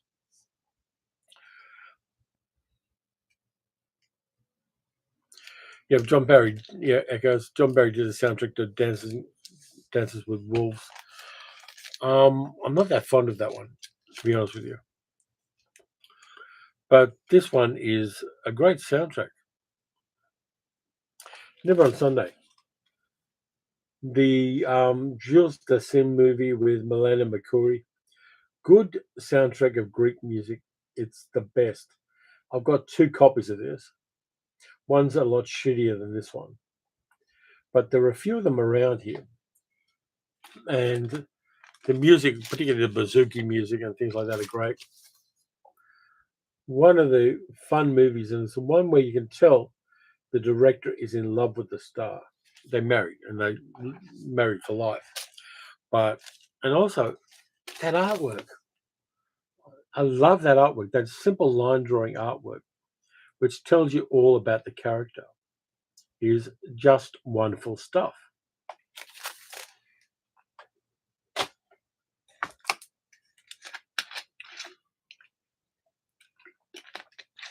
Echo says Barry Gray was the composer for Thunderbirds. Yeah, Barry Gray's soundtracks were fun. Getting down to the last few. This one I like because it was Rogers and Hammerstein trying to do something different. Flower Drum Song about the Asian immigrant experience in America. It's got really great actors in it, like Nancy Kwan's in it, James Shigeta's in it, Jack Sue. Really interesting film, and the soundtrack is quite good as well. There are some really great bits in it, which yeah, it's one of those forgotten musicals, which came at the end of this big cycle of musicals. This came out in the 1960s. But again, that artwork is chef's kiss beautiful, and it always is. And again, lots of liner notes. You should check out that movie if you get a chance to. If you're into musicals at all, it's the forgotten Rodgers and Hammerstein musical because it didn't have white people in it. MiG 507, which is a better season 1 or season 2 theme for Space 1999? I'm in love with season 1. Season 2 was they messed with it, and I didn't like it as much. Echo says Lalo Schifrin made the music for the original TV series Mission Impossible. Yeah, Lalo Schifrin's stuff was great. He just had that perfection in the zeitgeist of 1960s, 1970s stuff. And Mission Impossible's theme music was breakthrough at the time. Which order am I going to do this? I'll do the shittiest one first. Back in the 1970s, there were a series of books called the Golden Turkey Awards, where the I think it was Medved brothers dissed bad movies, and they put out an album of music from really bad movies. First Responder says, I kind of like Maya, and she was in season 2. Yeah, Catherine Shell was kind of cool. But they did a Golden Turkeys album, which has music from really bad films like Eager and Where the Lemon Grove Kids, and music from 2000 Maniacs and Plan 9 from Outer Space. Frankenstein's Daughter, Rat Finger Boo Boo, The Creeping Terror, The Incredibly Strange Creatures Who Stopped Living and Became Mixed Up Zombies. So soundtracks from really bad movies. And I kind of like that.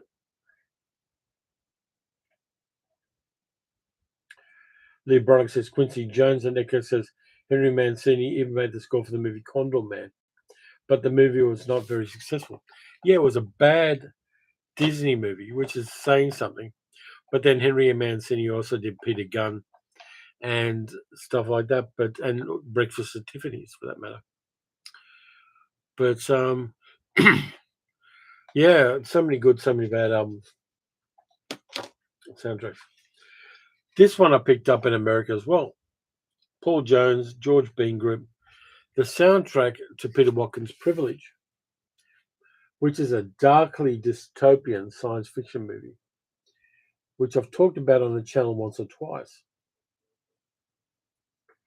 And this soundtrack album has got I've Been a Bad, Bad Boy and a really horrible version of Onward Christian Soldiers. This album I like. There it is on the back.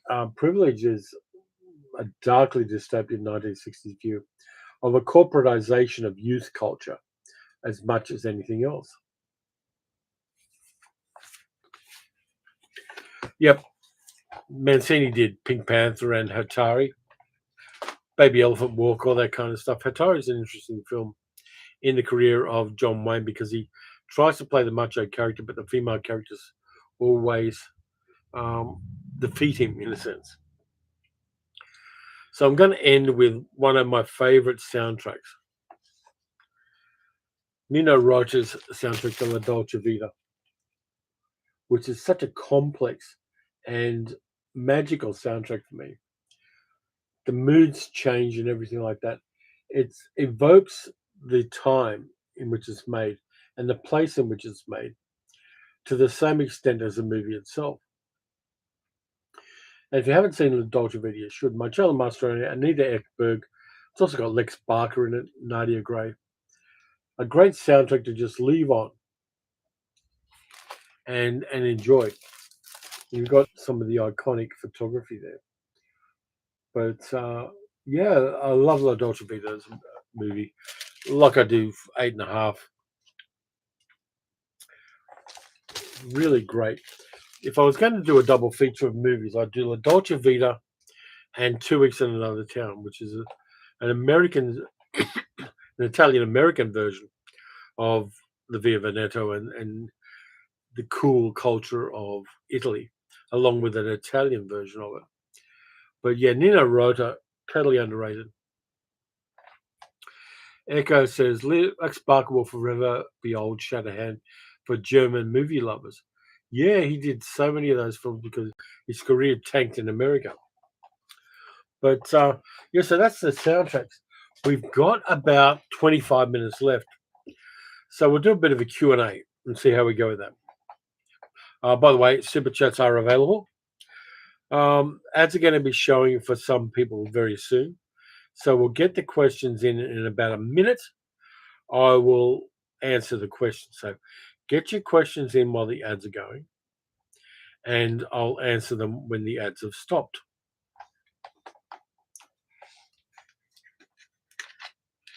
It can be about anything movie related, anything about the channel, anything you like.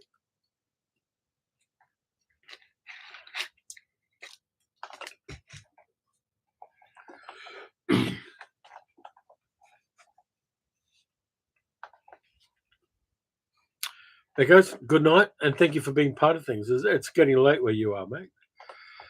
Ross says, I like 2 Weeks in Another Town, but I prefer The Bad and the Beautiful. Yeah, me too. I like them both. I think they're both in my top favorite movies about movies. But yeah, I agree with you. Bad and the Beautiful, great. 2 Weeks in Another Town, great. Yep, Middle-Aged Geek Girl, you can promote your Redbubble store here. Put the details in. If you want to put a link in and do that, Middle-Aged Geek Girl's selling really cool stuff based on her original art. And there is a link to them. How did I meet my beloved? I can't talk about that in front of my wife. To be honest with you, we met online in a chat channel back in the day, and got together, and we've been together ever since. What was it? What chat was it? Was it an Big Pond chat or something like that? Middle-aged geek girl. I don't remember. But we started chatting and we got together. 9MSN, that's what it was. But yeah, and we talked and got together and lived happily ever after. And she supports the channel a lot, and I try to support her channel a lot. But yeah, so we've done well. Oh, I've got one more thing to promote. Any Beatles fans out there? Is there anybody who's a big fan of the Beatles? Let me know in the chat.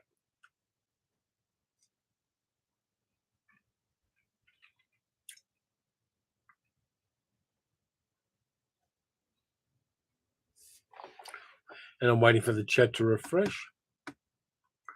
Probably people are watching the ads. So any big Beatles fans out there? Ken is. Lee says medium rare Beatles fan. By the way, Paul McCartney did a big concert here in Melbourne a couple of days ago, and they did some audio visual stuff with it. And Johnny Depp came up on one of the videos they did, and I've just done that Zoom thing again, which I didn't want to do.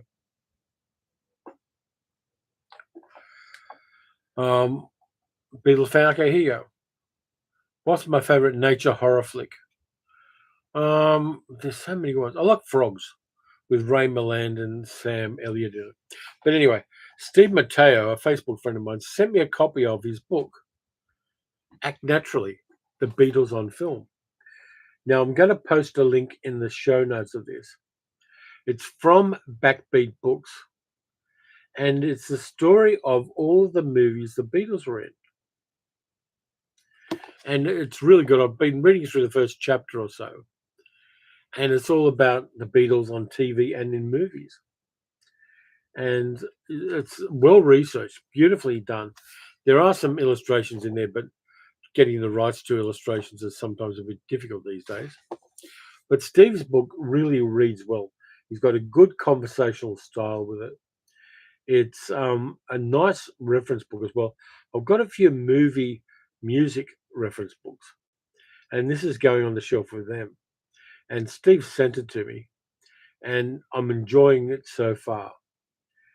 I will post a link, and in fact, I'll get the link now and post it in the chat as well as in the description of the film.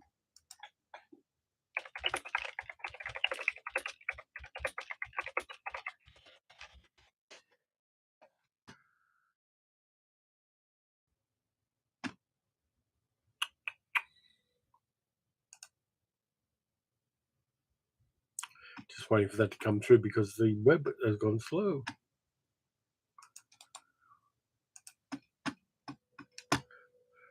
Now, this is one of the links. Let me just go back.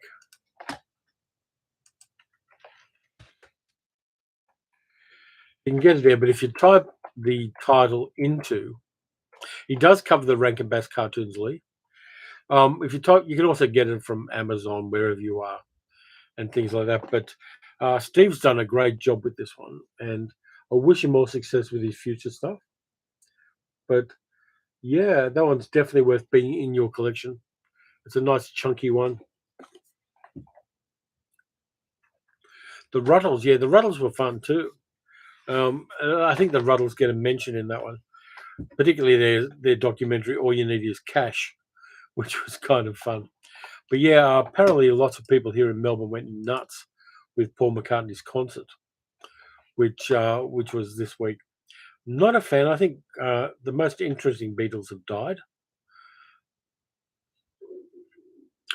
Does these links send all the profits to him?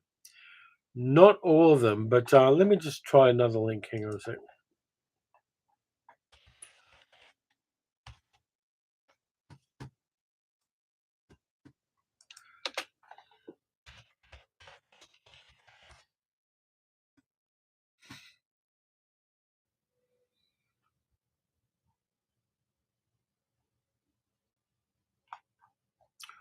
Might be a sec. Sorry, this is a bit dull.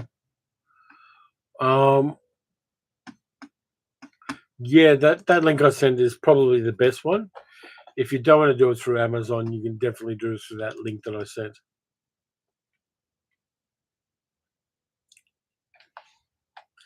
Yeah, Eric Idle and George Harrison were fun, which is why George Harrison was a producer on a lot of the Monty Python films.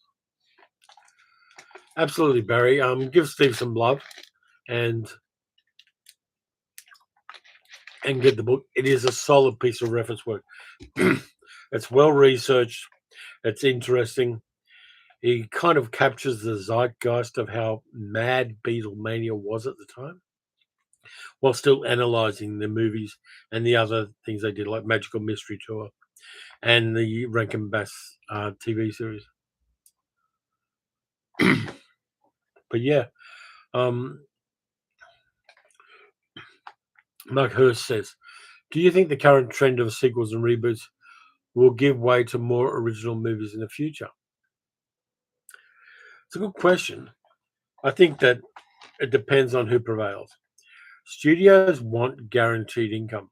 And you do a sequel to something that's very successful and it's going to make money. It's a guaranteed cash cow. Eventually, you may get diminishing returns as each one gets worse. So it doesn't always happen, but it sometimes happens.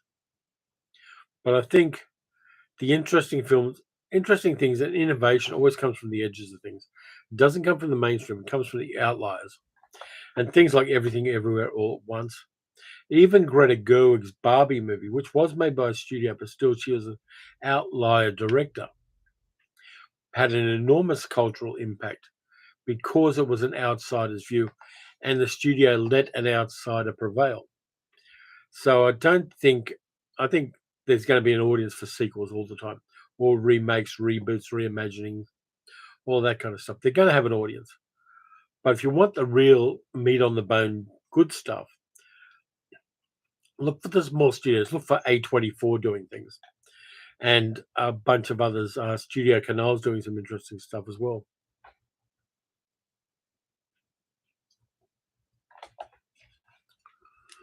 Yes, I know I dissed um, Ringo Lee, but go ahead. Ross says, pondering your early mentions of channel ideas, blending film and music, i.e., the channel like Sea of Tranquility. We're reviewing both the film and the album.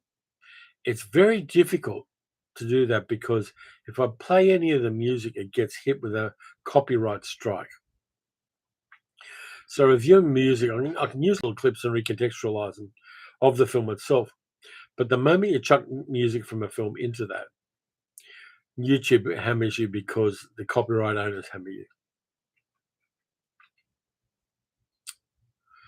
Let's see. Did I like Across the Universe? I haven't seen it. It sounded a bit naff and a bit Twilight Zoney for me. Ben Ed says there's an interesting YouTube video on Who Killed Cinema by Patrick Willems. Yeah, I don't think it killed cinema. I think cinema is a constantly evolving organism.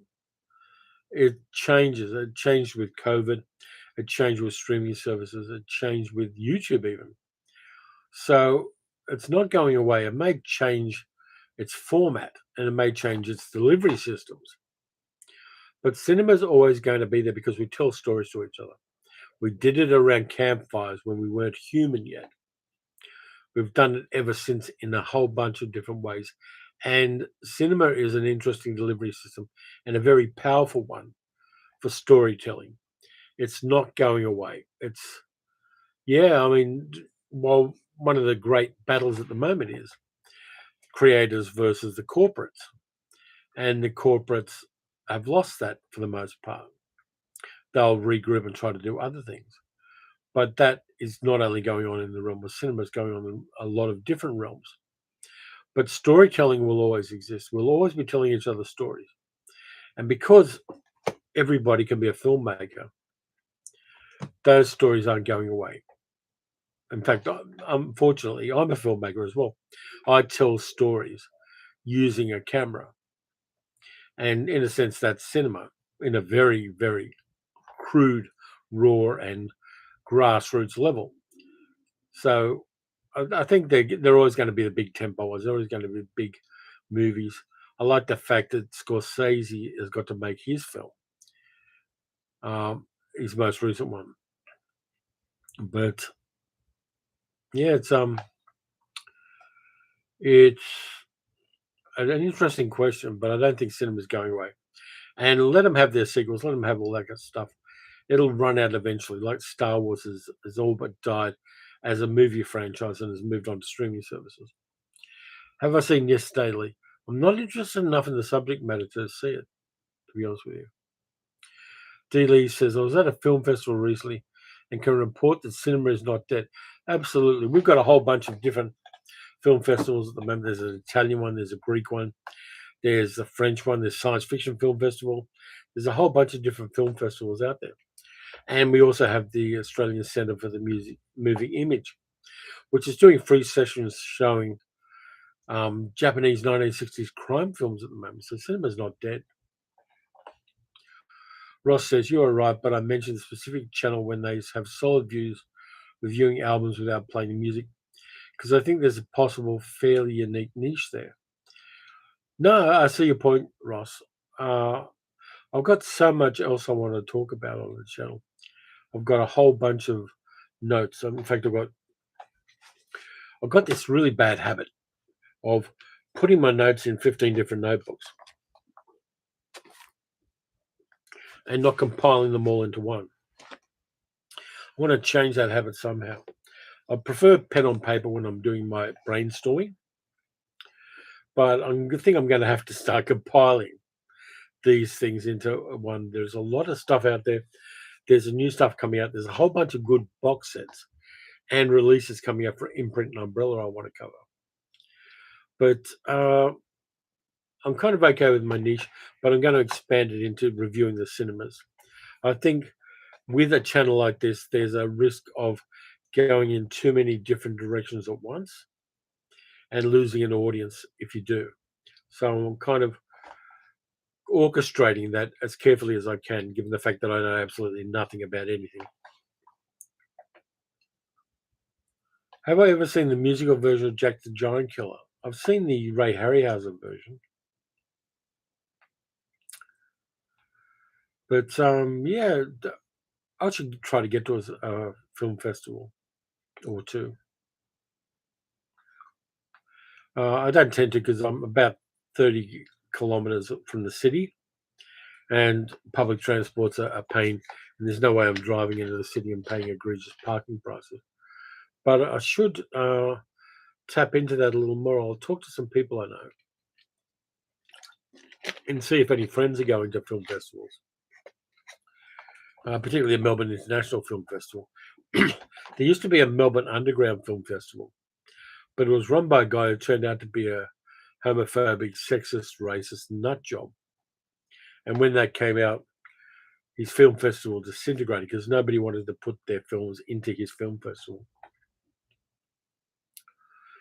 But let's see, we've got 9 minutes left. Any last minute wonderfulness from all of you? And thank you for everybody who's been part of the chat. Chat is so crucial to doing live streams. Ross says, I'd love to see someone visit the town from Wake in Fright in real life. That's a possibility. I can drive there in an easy day.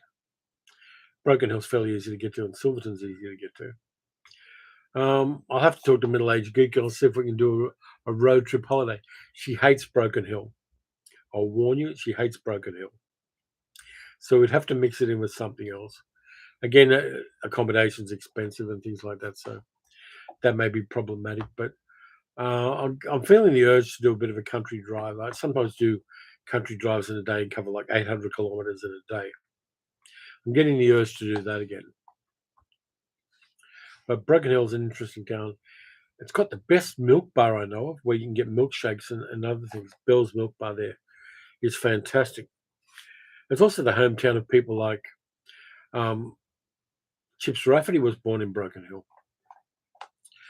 Opal mines are about 1,000 kilometres southwest of Broken Hill.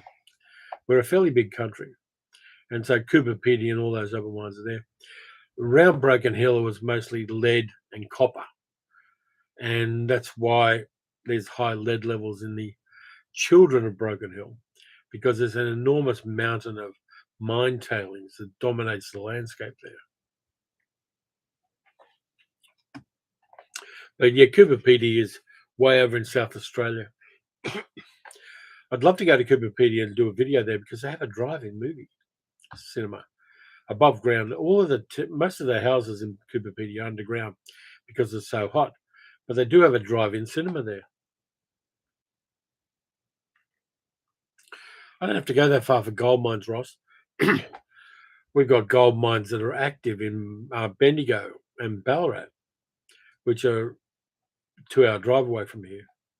The big Victorian gold rush was all around southern Victoria, and it made Melbourne at one stage the most wealthy city in the world. Thanks, RSEFX. I haven't had breakfast yet. Yeah, it's been a great live stream. Just kind of shooting the shit. Doing the soundtracks is fun too because while I was doing it, I kind of fell in love with the artwork of album covers again, and they're just wonderful. The artwork in previous decades soundtrack albums, even the photography in earlier decades soundtrack albums and other albums is fantastic. Doing something creative like this and the channel itself, I've kind of renewed my appreciation of people who do creative things. It's creative, doing anything creative, whether it be a YouTube channel, an album, a movie, a short film, a piece of art. In a sense, you're trusting an audience. You're putting something out there and hoping that somebody finds it and likes it and hopefully pays you for it eventually. But I really appreciate what an optimistic thing it is to create, in the sense that you're putting it out there. I mean, there are celebrities who do creative things in other roles, knowing they've got a baked-in audience. That's a different thing. But for people who don't have that, creativity is an optimistic form of human endeavor. We trust that an audience will find us. We trust that what we say is something an audience wants to hear. And we have faith in our fellow human beings. And I think that's a wonderful part of it. Anything else? We got 5 minutes to go before my voice totally destroys itself.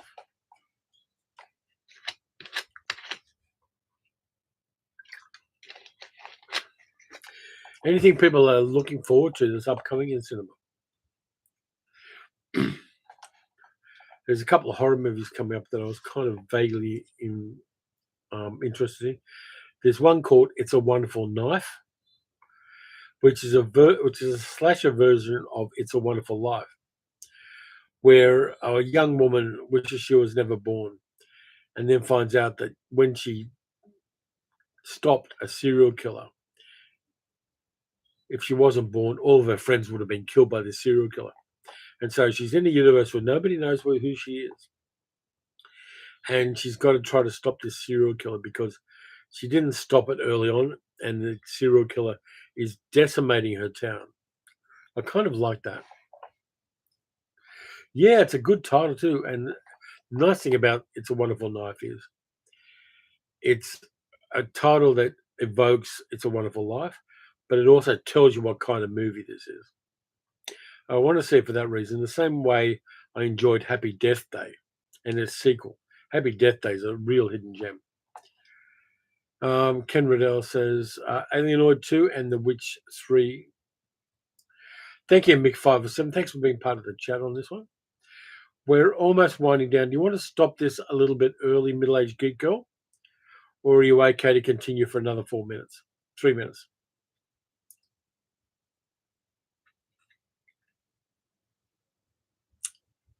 Just waiting for that to come through now. I do like this hat. I've got a couple of more hats on order, too, by the way. I've got a couple of really cool baseball caps. Grantman71 says, an old TV movie called Richie with Robbie Benson was very good. Read the book as well around 1976 about drug addiction. TV movies about drug addiction were really big at a certain stage. There was Go Ask Alice. There were a whole bunch of them. Ross, take care. Absolutely. Thank you for being part of the stream. All contributions are really welcome. Yeah, I think I'll end it about here, which is not quite 2 hours, but we seem to be winding down. So thanks to everybody that's a part of this. And thanks to the people watching this afterwards as well, because some people do watch the live streams afterwards and sit down there with pen and paper and write down all the suggestions. Really appreciate that as well. It's been a lot of fun. It's always fun doing the live streams. So until next time, thanks, Ken. Good night to you. Until next time, watch some good movies, watch some bad movies. Watch weird stuff. Time to feed the cat, says Lee. FG, great stream. Take care. Thank you, Toby. Thanks, Mark. I appreciate that. I appreciate everyone staying up late when it's a school night tomorrow. Anyway, I'll catch you guys later and take care. Watch some good movies. I'll be back with more stuff in the middle of the week, which will be me doing a live haul. Thanks, Catherine. Thanks, Lee. Bye.